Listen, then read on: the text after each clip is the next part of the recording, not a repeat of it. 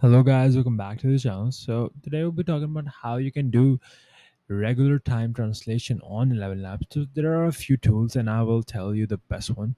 So the easiest method is that you start from scratch. The first thing is that you translate your text into on another language, and you go on ElevenLabs and you go to instant speech and you copy paste it. Now after that, if that is just too much work, you will have to go to voices and then you'll have to add a new voice. And now, what you have to do is you can go to voice library.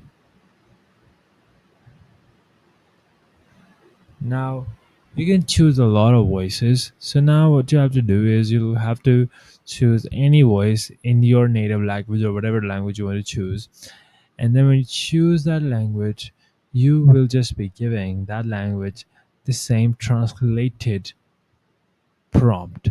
When you give that translated prompt, it will easily translate it. It will easily convert your translated text into speech.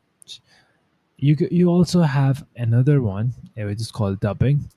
This product is turning turning your video into something that is translated. Now, you click on create a dub.